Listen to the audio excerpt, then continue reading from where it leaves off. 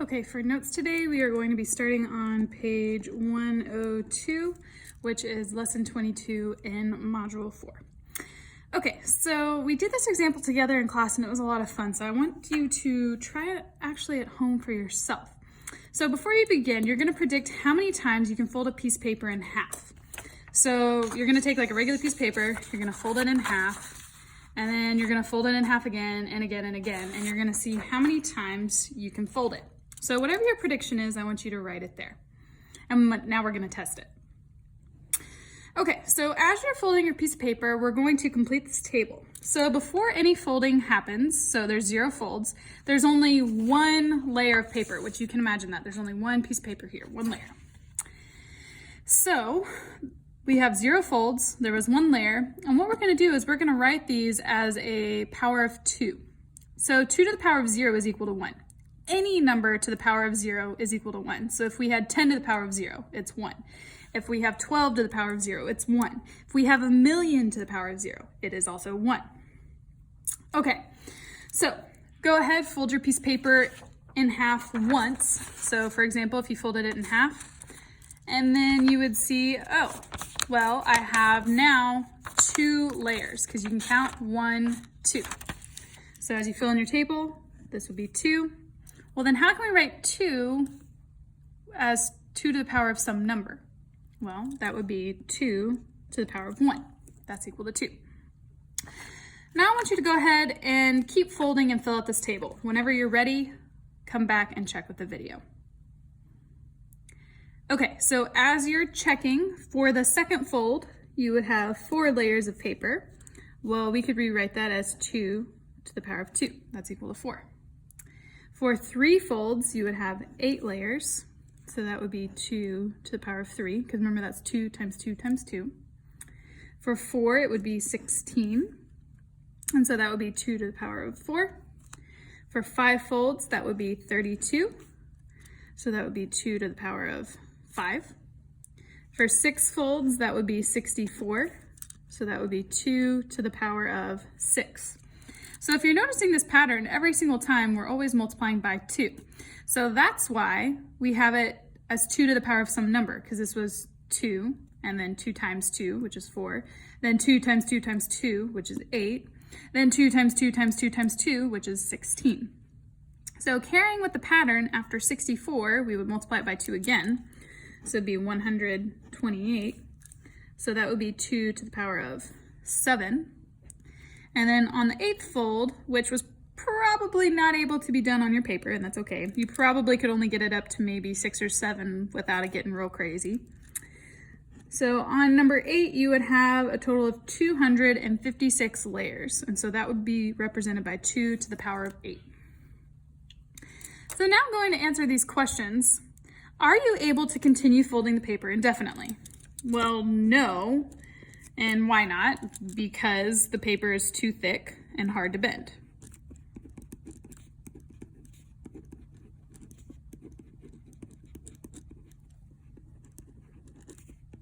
So no, because it's too thick and hard to bend.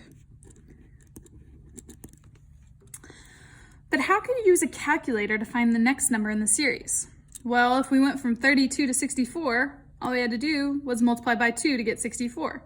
And then times 2 again to get 128. So every single time we could use a calculator and multiply it by 2. So if you have a calculator handy, go ahead and grab one, because you're going to find that it's going to make it a little bit easier as we go through notes today.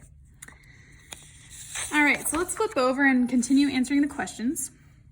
So what is the relationship between the number of folds and the number of layers? Well, let's look.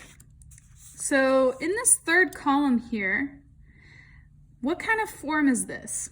It's not in standard form, it's not expanded form, but it's exponential form, because we were talking about a number to an exponent. So these have an exponential relationship. So they have an exponential relationship.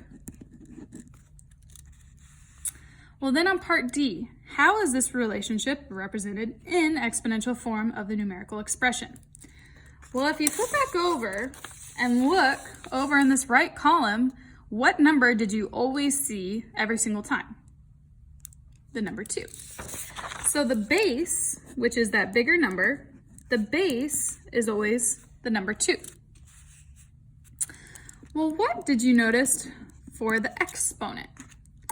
So if you flip back over and look at our table, do you notice a relationship with the exponent and anything else on our table? So this was 1, 2, 3. Well, over here, the number of folds was 1, so it was 2 to the power of 1. Then we had 2 to the power of 2. Well, the number of folds was 2 in that case. So that exponent came from the number of folds. So in part E, if you fold a paper F times, we're going to write an expression to show the number of paper layers. Well, that expression that we saw that pattern every single time, it always had a base of 2, but the exponent depended because that was the number of folds. And so we're representing that by the variable F because it said if you fold a paper F times. So this would be 2 to the power of F, and that would be the expression that would work for any number of folds. Okay, so for number 3 here, if the paper were to be cut instead of folded, the height of the stack would double at each successive stage, and it would be possible to continue. So instead of folding it, we wouldn't have that bend, so we would be able to stack them up and keep cutting. So we're going to write an expression that describes how many layers of paper result from 16 cuts. So instead of folding, we would just be cutting. Well, that expression we already had was 2 to the power of F. And remember that F represented the number of folds. In this case, we're talking about it in terms of cuts. So F equals 16. So the expression would be 2 to the power of 16. Now in part B, we're going to evaluate this expression. So in your calculator, I want you to do this, find 2 to the power of 16. So do 2 times 2 times 2 times 2, 16 times, and then come back and check.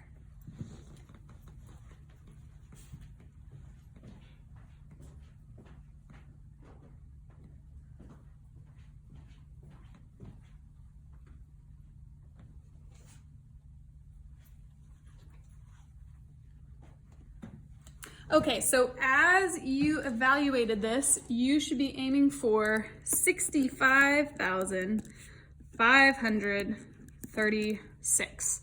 So 2 to the 16th power is 65,536. So you can see with exponential form, it starts out small, but then grows really, really fast, because by the 16th time, it was over 65,000 total pieces of paper would be stacked up together.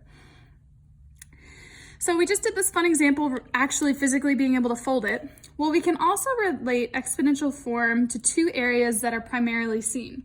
The first one is in finances. And so we're not going to do a specific example of that. You'll actually do that whenever you get into Algebra 1. And so that would be talking about taking out loans and then calculating the interest rate and then how much money you would actually pay in the grand scheme of that entire loan. The other way you could also do it is talking about investing your money into stocks, mutual funds, retirement accounts, and then seeing how it grows exponentially over time where interest rate actually helps you instead of hurts you. And so we won't physically do an example, but you will eventually do that whenever you get into higher math classes because it's a little bit more of a complicated formula. However, the next area that we often will relate it to is in science. So now we're going to do example 2. So bacteria are microscopic single-celled organisms that reproduce in a couple of different ways, one of which is called binary fission. In binary fission, a bacterium increases its size until it is large enough to split into 2 parts that are identical. These 2 grow until they are both large enough to split into 2 individual bacteria. This continues as long as growing conditions are favorable. So this ends up being an interesting example, especially with COVID and everything that's been happening lately. So you can see right here, we start with 1 single bacterium. Well, then that one splits into 2. So that's called binary fission. Well, each one of those also splits into 2. Then each one of those from there splits into 2. And then from there, all of those split into 2. So you can see if we were to continue on going down, it would get really large really fast. And so that's why we use exponents to help us represent it. So if you flip over to the next page, we're going to fill in this table to figure out the number of bacteria for each generation. So generation 1 is after it has completed binary fission once. So we started with 1 bacteria, now we have 2. And so once again, we're going to rewrite these as a power of 2. So after the second generation, those would all double, so it'd be 4. Well, then the third generation, all of those would double, so then it'd be 8. So then the fourth generation, those would double, so that'd be 16. Well, we could rewrite this as 2 to what power? 2 to the power of 4, because it's the fourth generation.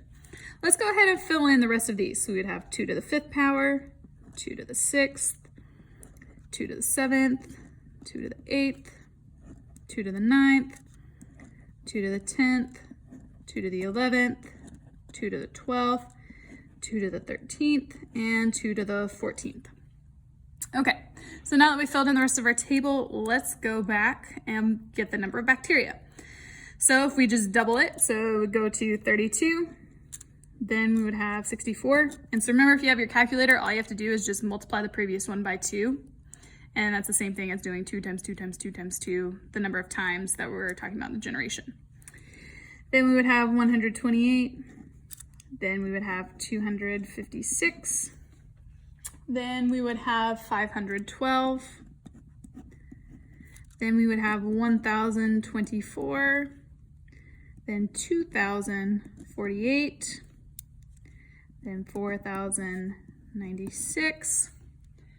And then 8,192. And then lastly, we would have 16,384. Okay, so you can see that we started out with 1 bacteria at the very beginning, but after it splits 14 times, we have over 16,000 bacteria present. It's kind of crazy. So let's figure out part B. How many generations would it take until there are over 1 million bacteria present? So in your calculator, I want you to continue on from generation 14 and keep doubling and keep track of how many generations that would be. So if you're using your calculator, what you would do is you would start it and then you would take that 16,384, then hit times 2 and keep going until you get above 1 million. And then we have it right here. So that was generation number 20. And so at generation 20, we would have 1,048,576 bacteria present. So after it splits a total of 20 times, you have over 1 million bacteria present. Well, now let's say part C, under the right growing conditions, how many bacteria can reproduce every 15 minutes? So under these conditions, how long would it take for that one bacterium to reproduce itself into more than 1 million bacteria? Well, it took 20 generations, and so each generation is talking about when it splits. So all we have to do is take 20 times 15. Well, that would be 300. So it would only take 300 minutes, or we could think about it in terms of hours. So, or that would be 5 hours.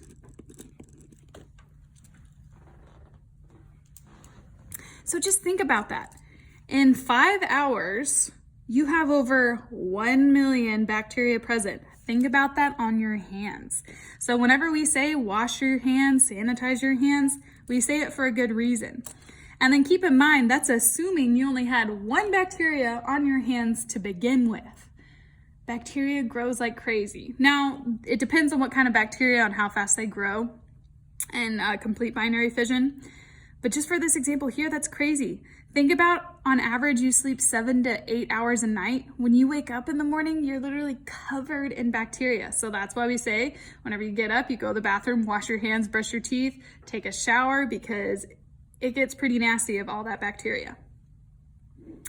All right, so for part D, we're gonna write an expression for how many bacteria would be present after G generations. Well, if we look at this pattern from the table, well, we can always see we had that base of 2. So we have 2, and then the exponent came from the generation number, so it would be 2 to the power of G. and that would work for any generation. We could find the 30th generation or the 50th generation, and those would be in like the trillions, really large numbers. All right, last example we're gonna do is talking about volume. So we can relate it to finding volume in 3D shapes. So we're gonna say this box has a width W, so right here it's W. The height of the box is twice the width. So right here, the height is 2W. Well, then the length of the box is 3 times the width. So that's represented by 3W. And so it has this ratio of 1 to 2 to 3 because you have the width, then the height is 2 times it, and then the length is 3 times. So that's where the 1, 2, 3 comes from. So for rectangular solids like this, the volume is calculated by multiplying length times width times height. So we know that, length times width times height. Well, the length we know is 3W, so we plug in 3W for L. The W is represented just by W because that's the width. And then the height was 2 times the W, so that's 2W. So now when we combine like terms, we would do 3 times 2, which would give us 6. Well, then W times W times W is W cubed. Okay, so now what we're gonna do is we are going to calculate the volume of this rectangular solid given the width W. So we're gonna follow that expression. So we have 6 times, and then we have 1 for the width, so that's W, and then cube. Well, following order of operations, we do parentheses first. Well, we don't have anything to do inside parentheses, so now we talk about the exponents. So 1 cubed is expanded 1 times 1 times 1. So this becomes 6 times 1. So the volume would be 6 centimeters cubed. Well, now for a width of 2, we would have 6 times 2 cubed. Well, 2 cubed would be 2 times 2 times 2. So 2 times 2 is 4, 4 times 2 is 8. So we have 6 times 8, which would be 48. Now I want you to go ahead and calculate the width for 3 and 4.